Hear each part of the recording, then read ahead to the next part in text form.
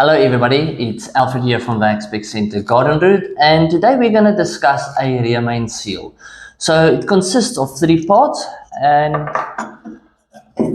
this is the physical rear main seal. So this bolts onto the engine, and this section here actually seals on the crankshaft. And this main purpose of this seal is to prevent the oil from leaking out of your engine. Then we've got the speed ring on it.